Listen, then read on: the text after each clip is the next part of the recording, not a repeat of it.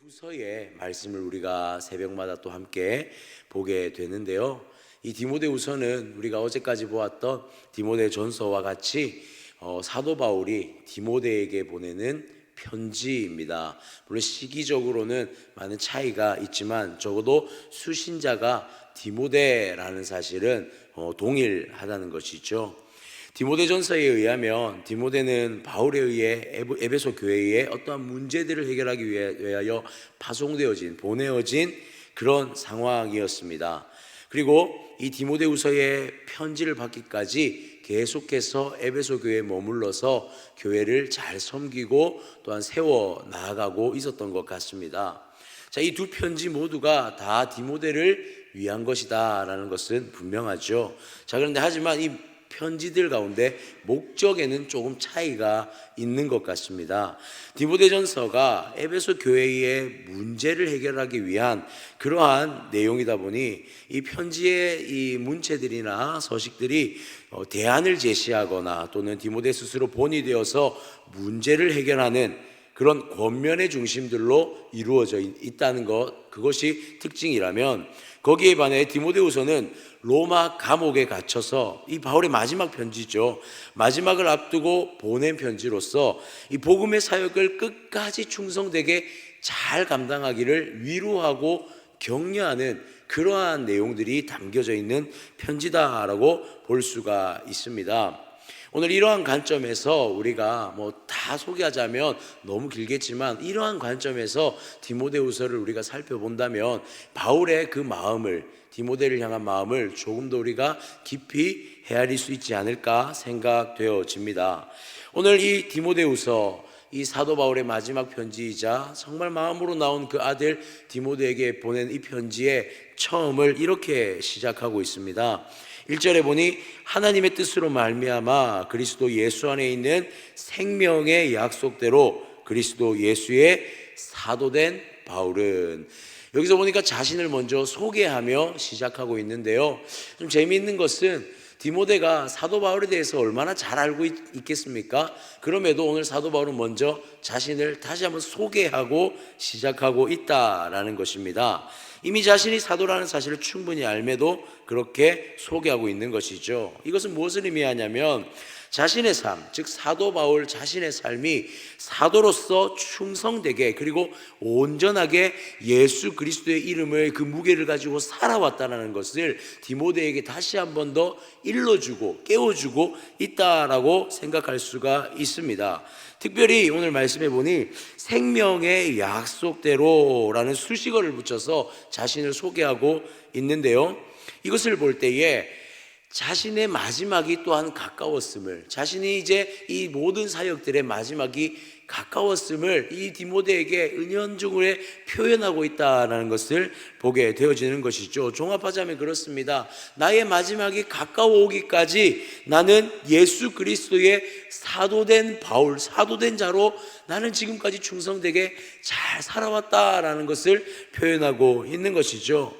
그러면서 2절에는 또한 이렇게 표현합니다. 사랑하는 아들 디모데에게 편지하노니 하나님 아버지와 그리스도 예수 우리 주께로부터 은혜와 긍휼과 평강이 내게 있을지어다. 아멘. 여기서 보니까 사랑하는 아들이라고 표현하고 있습니다. 앞부분은 사역자의 마음으로 표현을 했다면 이번에는 사랑하는 아들이라고 표현하며 바울의 정말 그 친밀한 마음을 아들에게 표현하고 있는 그러한 모습으로 우리가 생각할 수가 있습니다. 그리고 사랑하는 그 아들이, 사랑하는 자신의 정말 마음으로 낳은 아들이 하나님의 그 온전한 사역자로서 이 모든 일들을 잘 감당하기를 권면하고 또한 위로하고 격려하고 있는 것을 우리가 보게 되어지는 것이죠. 이러한 마음들이, 지금 사도 바울의 이러한 마음들이 디모데후서 전 이 말씀 가운데 잘 분포되어져 있다는 것을 우리가 기억했으면 좋겠습니다. 자, 그런 마음으로 이제 사도 바울이 어떠한 표현을 하고 있습니까? 3절에 보니 내가 밤낮 간구하는 가운데 쉬지 않고 너를 생각하며 청결한 양심으로 조상적부터 섬겨오는 하나님께 감사하고, 디모데를 생각하면서 기도했습니다. 그리고 디모데를 생각하며 그 사도 바울의 마음에 감사함이 넘쳤다라고 그렇게 고백하고 있습니다. 밤낮 쉬지 않고 간구하는 기도였다라고 표현하죠. 이 바울이 디모데를 위해서 기도했던 것은 청결한 장심으로 조상부터 내려오는 하나님을 향한 감사의 기도다라고 표현하고 있습니다. 이 디모데가요, 어떻게 사역하기를 원했는지를 분명하게 그 사도 바울이 어떤 기도였는지를 우리가 알 수 있습니다.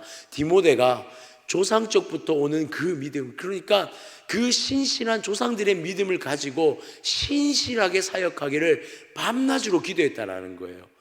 흔들리지 않고 믿음을 끝까지 감당하며 그 일들을 감당하기를 이 사도 바울이 마음에 품고 밤낮으로 기도하고, 또한 이것을 통하여 감사하면서 기도했다라는 것을 볼 수가 있습니다. 그리고 이어서 4절에 보니 내 눈물을 생각하여 너 보기를 원함은 내 기쁨이 가득하게 하려 함이니, 내 눈물을 생각하며 너를 보기 원함은, 이 표현을 한번 보십시오.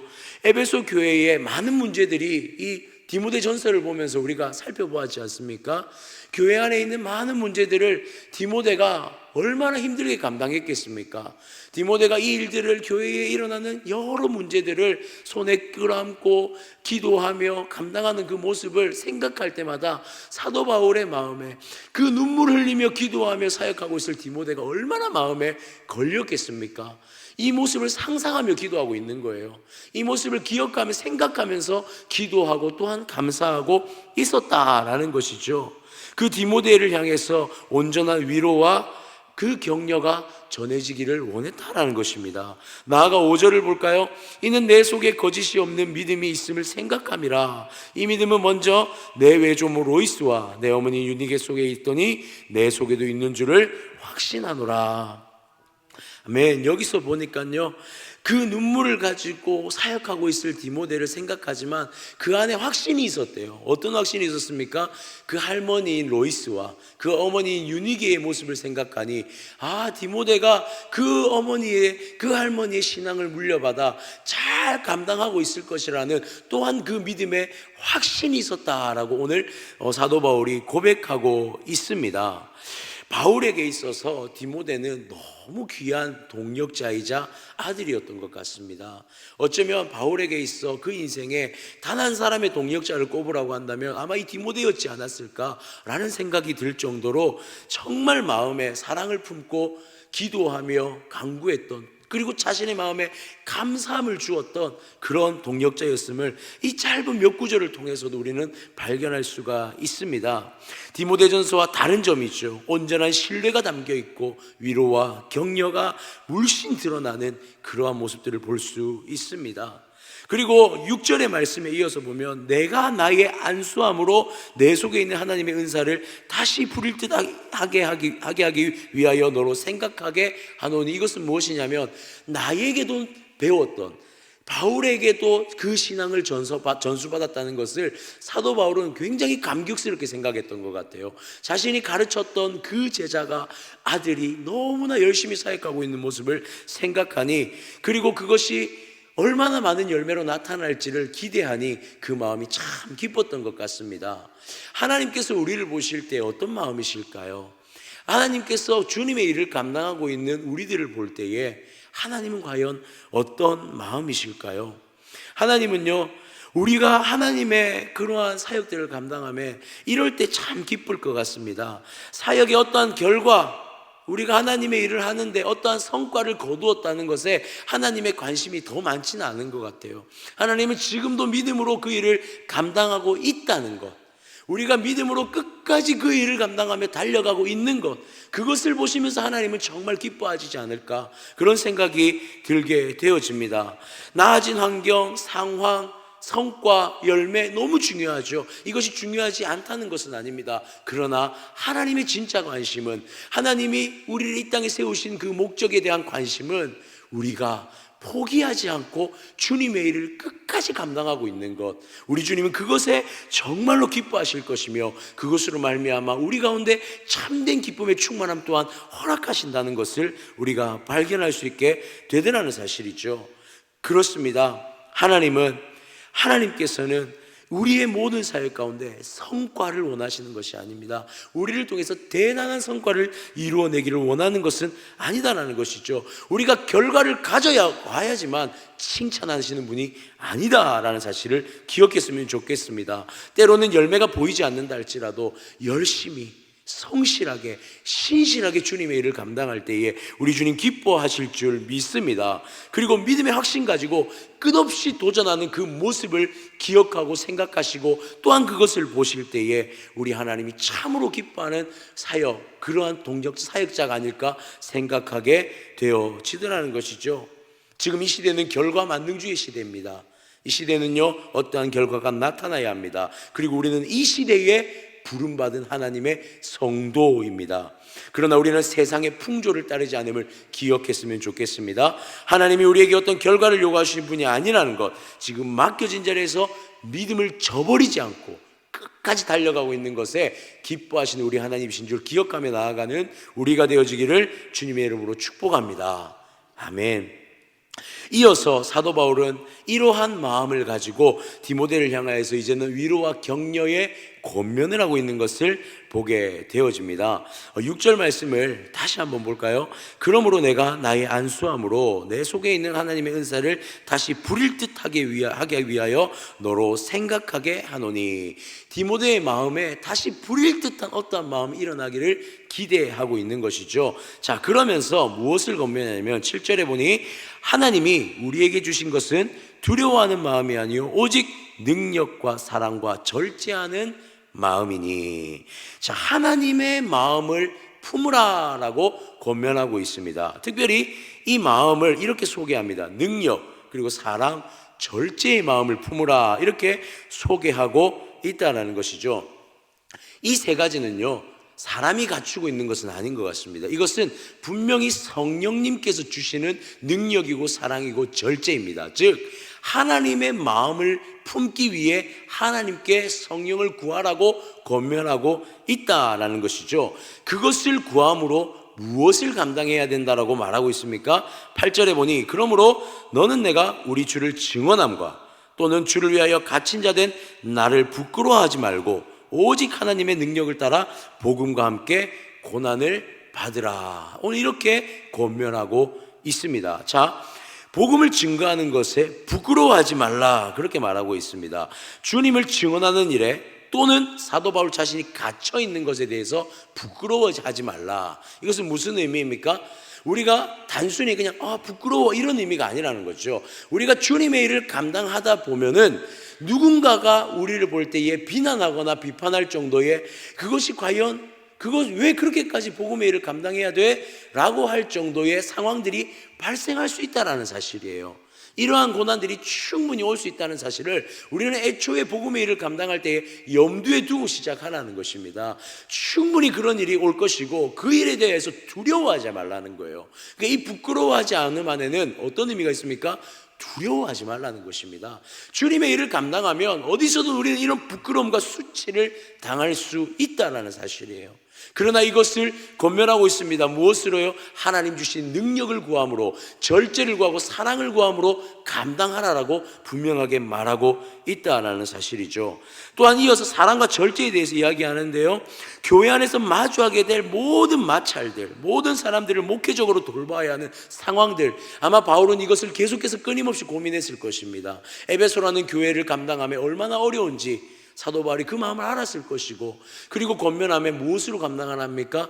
절제하고 그리고 사랑으로 품으라고 말하는 것이죠.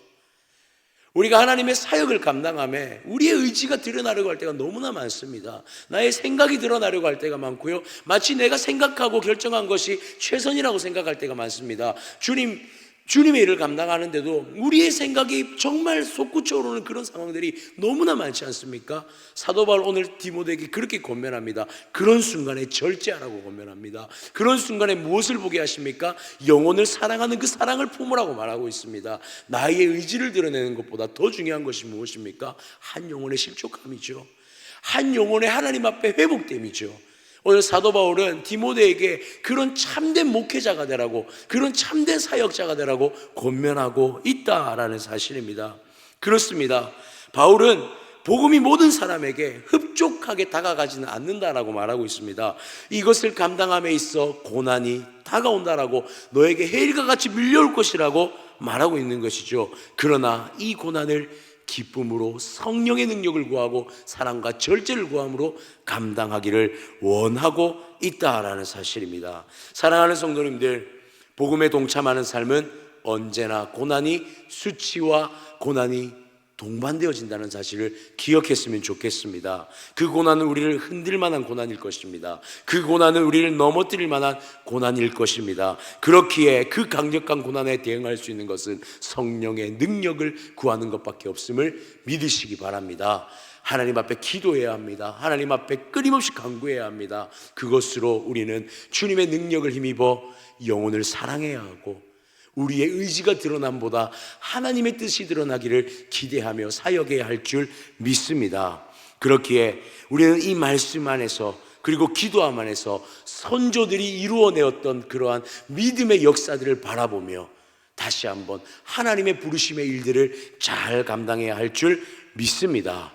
오늘 한 날 이 땅을, 우리가 이 인생을 살아가면서 또한 귀한 맡기신 사역들을 감당하면서 우리 오늘 이 바울의 권면을 기억했으면 좋겠습니다. 모든 상황 가운데 위로함이, 격려함이 넘쳐나고 하나님의 꿈과 소망이 우리 가운데 드러나기를 기대하며, 무엇보다 하나님의 능력, 성령이 주신 능력으로 믿음의 일을 잘 감당하는 우리가 되어지기를 주님의 이름으로 축복합니다.